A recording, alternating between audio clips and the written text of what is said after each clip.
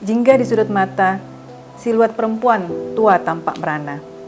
Berdiri dan mematung, mata syahdunya tampak menggantung. Bibir ombak menjilat-jilat serupa air mata, yang luruh perlahan-lahan, mengingat anak-anaknya dimakan bumi, berselimut tanah dan kafan suci. Apakah perjuanganku telah usai? Tanyanya gelisah.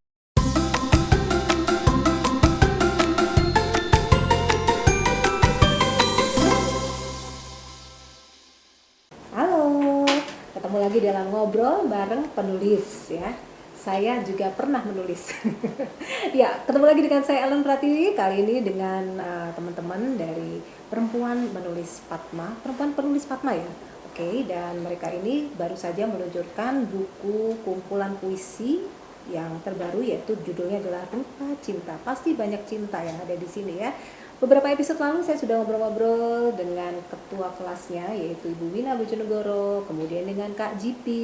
Nah, sekarang dengan salah satu penulis juga yang sudah hadir di studio Berita Jatim TV, yaitu Kak Erika Citra Sari Hartanto.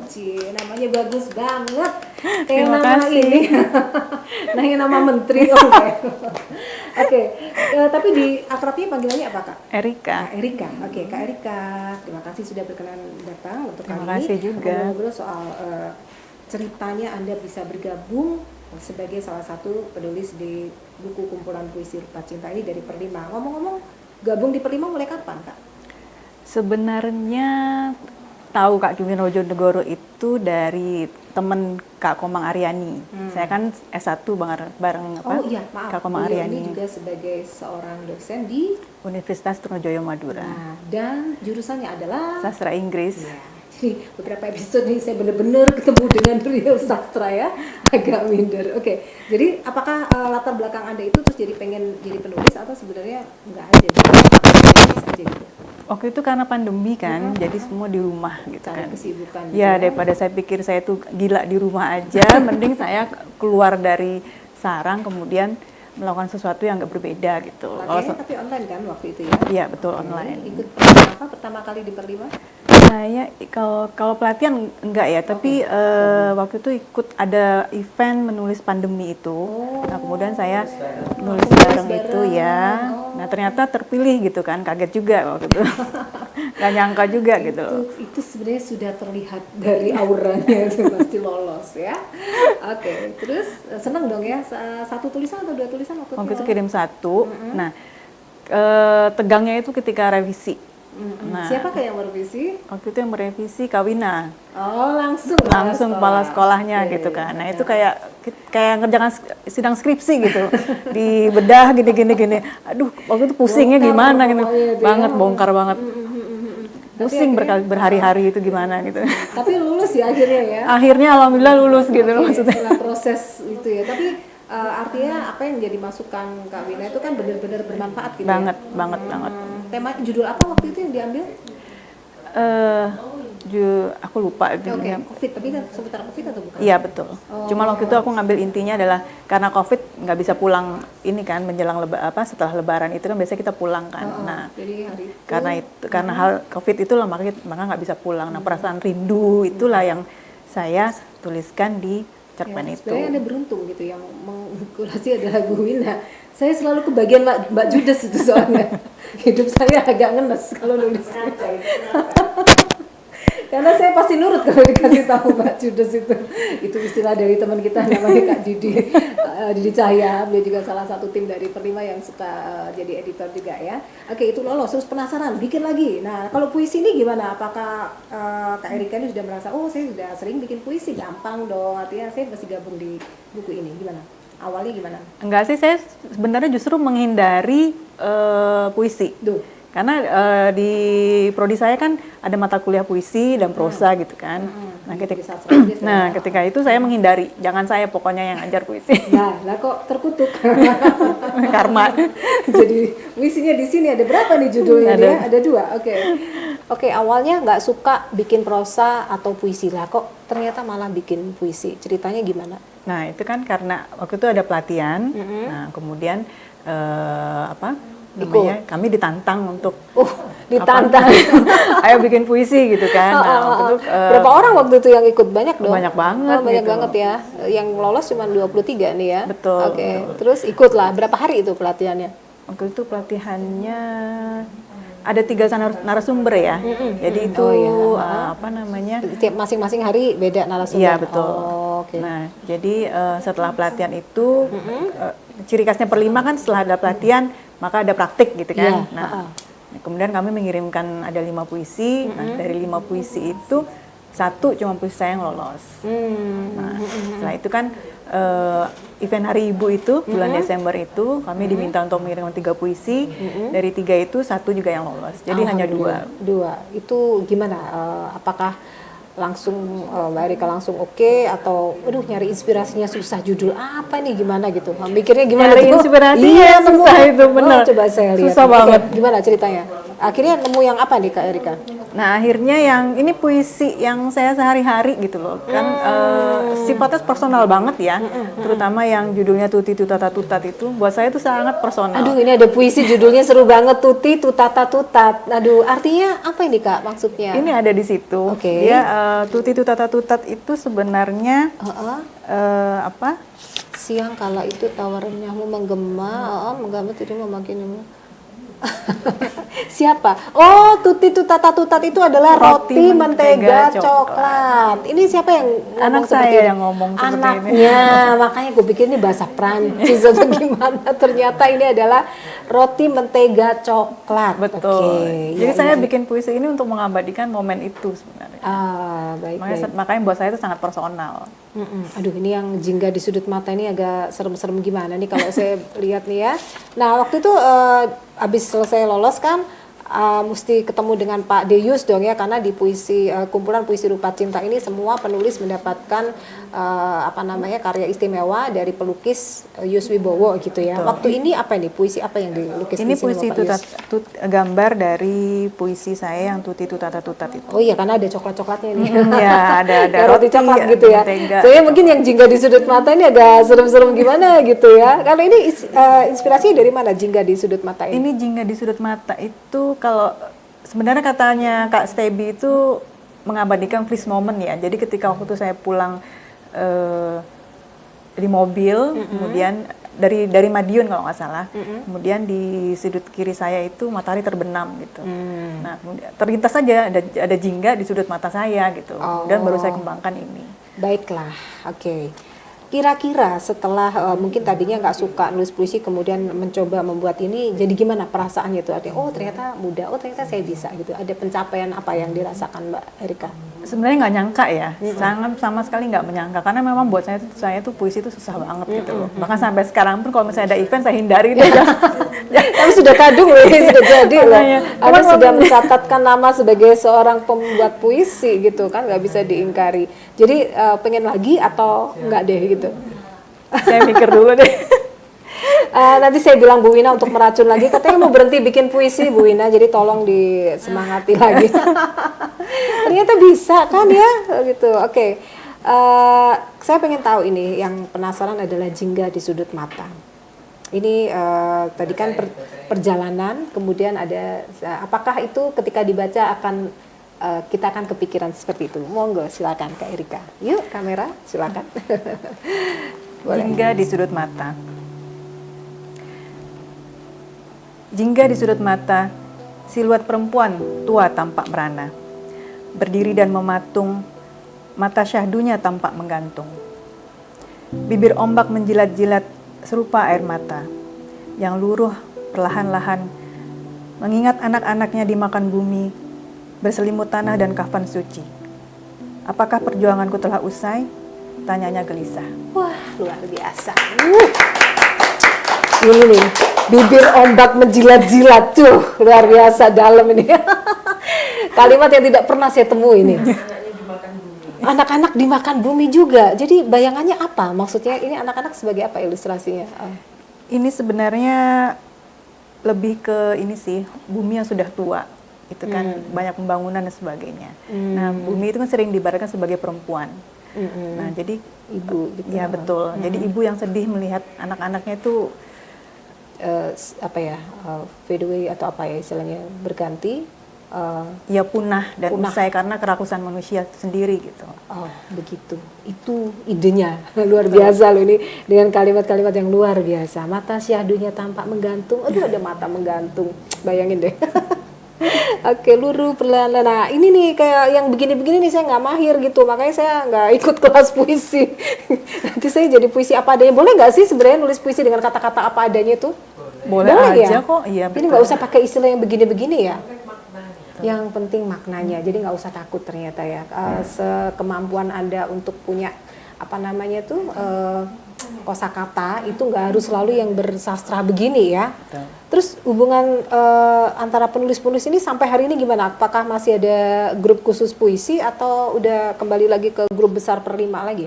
Masih ada kok, kita masih sering interaksi juga, masih sering guyon dan Jadi sebagainya. bikin-bikin dong. Dan saya tahu Bu Wina kalau misalnya punya ide, ayo kita nulis ini yuk. Tiba-tiba tuh muncul kan, kasih kerjaan begitu. Masih itu sampai sekarang? Masih. Surprise. Terakhir bikin PR apa itu? Terakhir saya bikin pentigraf itu. Oh, oke. Jadi ini buku yang selanjutnya mau gabung lagi atau rencananya ada rencana peluncuran lagi per 5 bikin buku lagi atau gimana? Iya, setelah ini ada pentigraf, kemudian setelah itu ada kelas cerpen. Pentigraf. Iya. Boleh diceritakan pentigraf itu apa? Kumpulan tentang cerita apa? Pentigraf itu adalah cerita 3 paragraf yang berakhir dengan plot twist. Maksudnya akhir dari cerita Itu itu pakai kejutan. pelatihan dulu atau langsung nulis? Ciri khasnya per 5 adalah selalu pelatihan. Oke, jadi Kemudian itu praktik, kurasi, kemudian karena nggak semua terbit. orang juga bisa nulis pentigraf Betul, itu kan betul. ya. Oke. Nah, Anda sebagai seorang dosen, kebetulan juga di bidang sastra ya, dengan mengabadikan nama Anda di buku ini, itu sebenarnya harapannya apa sih gitu? Karena saya dosen sastra dong mesti punya karya sastra gitu, atau gimana? Sebenarnya ini untuk melengkapi saya mengajar ya, saya kan mengajar prosa. Kemudian saya merasa ada sesuatu yang belum lengkap gitu loh. Nah, di perlima inilah saya mencoba untuk melengkapi itu. Jadi sebagai syarat juga untuk kebutuhan di pekerjaan sehari-hari ya, jadi mesti punya gitu ya. Kalau untuk sebenarnya menulis itu kan buat saya pribadi itu adalah tumbuh ya. Saya menulis itu supaya diri saya tumbuh. Karena menulis itu kan nggak hanya sekedar menulis, tapi juga butuh riset. Nah itu yang paling susah. Nah jadi kerja-kerja seperti inilah yang nanti saya akan ajarkan untuk mahasiswa saya gitu. Luar biasa. Jadi nanti ini akan berdampak mungkin akan ke dunia pendidikan Anda ya, terutama untuk mahasiswa Anda. Terus pesan-pesan Anda misalnya kepada mahasiswa, mungkin kan anak-anak zaman now ini suka seneng nulis status, nulis ngeblog gitu aja kan, gitu, yang mungkin hanya kayak tulisan apa adanya gitu. Apa yang Anda sarankan supaya mereka punya tulisan yang lebih berkualitas, lebih bermutu di masa depan, lebih dikenang lebih baik, lebih lama gitu? Gini, Harapannya apa tuh? harapan saya cuma satu sih, supaya untuk menulis itu kan perlu baca. Ya. Jadi kita bisa menulis apa aja, tapi usahakan itu punya makna gitu. Karena tulisan itu kan akan terus dikenang ya. Itu jejak kita suatu saat nanti kan, orang akan melihat itu walaupun kita sudah tiada. Nah, tuh, usahakan tuh, agar mahasiswanya di situ tuh lagi nonton tuh, mahasiswanya dengerin. baik baca. Banyak baca ya. Terus akhirnya dituang. Iya, dan juga harus beli bukunya ya. Oke. Terus itu yang pengen Kak Erika tularkan ke Iya, mahasiswa. karena buat saya menulis itulah terus tumbuh. Untuk menumbuhkan termasuk diri. juga menulis-menulis yang agak asal-asalan tuh sebenarnya proses tumbuh nggak sih? Bete, hari ini bete. Menulis yang penuh makna itu loh Iya, sebenarnya. menulis yang dalam yang tentunya itu butuh perenungan, butuh mencari, menggali ya. Artinya tuh ditujukan untuk apa sih tulisan ini? Coba mungkin dikasih PR kan sama Kak Erika, gantian sekarang kasih PR ke mahasiswanya, ayo bikin gitu ya. Bikin gitu juga berarti untuk mahasiswanya nggak sampai begitu. Itu memang sebagai satu mata kuliah kan ya kalau Iya, betul. tapi lebih banyak mengapresiasi karya orang lain gitu. Kemudian setelah ini nanti UTS saya minta mereka untuk bikin animasi pendek gitu. Ayo kerjakan. Angel ya. Karena sekarang Bu dosennya udah punya pengalaman, udah diajarin juga oleh para senior-senior penyair, jadi sekarang lebih lihai ngasih PR-nya pasti lebih sulit. Tapi bukan untuk mempersulit, artinya untuk supaya mengasah kemampuan jiwa sastranya, jiwa mengapresiasi tulisan dengan lebih bagus. Oke. Ada kesan-kesan nggak ketika bergabung di Perlima, misalnya apakah seneng atau mungkin susah ya ternyata ya kumpul sama ibu-ibu perlima ini gitu. Kalau pagi-pagi ngomongnya sarapan gitu kan, yang diposting makanan, terus habis itu cerita-cerita yang melanglang buana gitu.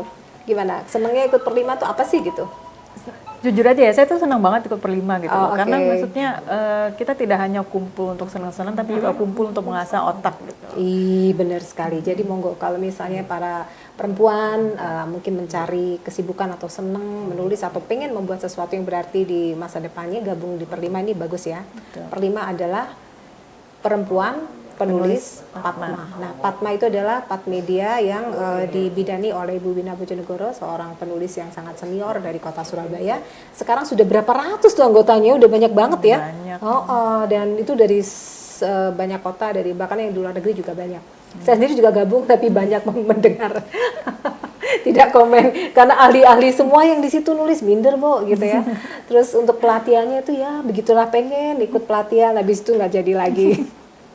Dengan wawancara begini mungkin mudah-mudahan saya bisa semangat. Oke, pesan-pesan buat para teman-teman generasi muda dan juga untuk para perempuan yang mungkin seperti kita ini ya, untuk mengisi waktunya atau membuat dirinya lebih berarti, tidak sekedar punya karya di keluarga, mendidik anak-anak yang baik, tetapi punya buku tuh rasanya gimana sih gitu.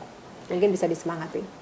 Oke, untuk generasi muda sekarang ya saya sarankan banyak menulis ya, tapi sebelum menulis ya baik baca, banyak riset. Jadi supaya tulisannya bermakna. Dan juga banyak belajar itu bisa dari senior-senior, dari dosen, dan juga kalau memang berminat di puisi atau juga menulis cerpen, novel, fiksi dan sebagainya itu ada semua di Perlima gitu. Bahkan menulis biografi ada nggak sih? Ada ya Bu Wina? Ada, nanti mau diadakan. Nah tuh kan mau diadain nulis biografi. Tapi kira-kira biografi siapa atau autobiografi saya menarik nggak ya gitu ya? Oke, untuk generasi muda ada pelatihannya yang misalnya kan itu kan udah senior-senior tuh, kalau yang ikut di mana nih di Perlima itu. Yang muda ada nggak sih? Kita umum. Oh, umum. Dijawab yang di sana umum. Jadi anak-anak muda boleh gabung ya. Syaratnya gampang kan ya? Bebas banget. segala usia ya Bu Wina ya. Nggak sulit ya, siapapun yang berminat. Oke. Saya pernah menulis waktu itu tulisan apa gitu ya. Ada yang SMA ya Bu Wina ya. Jadi ada yang SMA waktu itu juga ikut menulis. Jadi nggak harus Anda itu harus jadi, teman-teman tuh jadi dosen dulu atau menikah dulu baru menulis. Enggak, dari muda juga banyak yang sudah belajar di Perlima ini. Oke, saya nanti pengen dibacakan lagi puisi yang lain. Ada satu lagi kan? Apa tadi judulnya? Oke, silakan nanti dibaca sambil juga saya akan mengakhiri bincang-bincang kita dalam ngobrol bareng penulis ini. Mau ada pesan-pesan lagi mungkin buat para sobat ngopi bareng lagi? Mungkin ada pesan-pesan lagi buat sahabat penulis-penulis yang ada yang menyaksikan kita saat ini. Silakan. Apa ya? Nggak apa-apa, dipikir aja nanti dia sendiri sama Masnya biar bingung dia. Pesan-pesan saya? Ini deh, jangan ragu untuk mengembangkan diri gitu loh. Karena dari rumah pun kita juga bisa mengembangkan diri. Salah satunya adalah dengan menulis. Terbukti ketika pandemi kemarin justru banyak perempuan-perempuan yang justru lebih berkarya menulis, ya kan? Ya. Ya, jadi tidak menghalangi kondisi apapun itu ternyata bisa jadi Peluang peluang sebenarnya. buat kita semua. Setuju. Kalau kita dengarkan puisi Tati Tutat, yuk kita dengerin bersama-sama. Silakan Kak, bagaimana Anda menampilkan karya Anda Tuti Tutata Tutat. Oke. Tuti tutata tutat.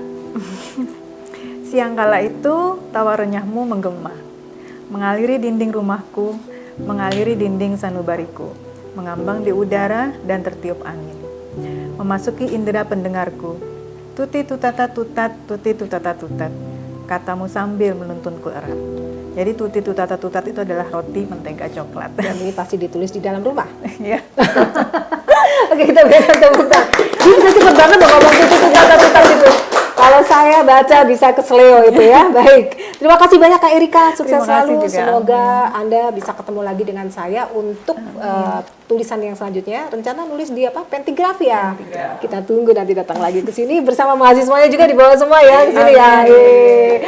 Oke, thank you banget. Saya akhiri dulu bincang-bincang kita dalam ngobrol bareng penulis bersama Sobat Berita Jatim kali ini Kak Erika. Dan jangan lupa kita harus tetap semangat dan ayo menulis ya, biar kita punya karya untuk masa depan. Saya Ellen Pratiwi, sampai jumpa lagi.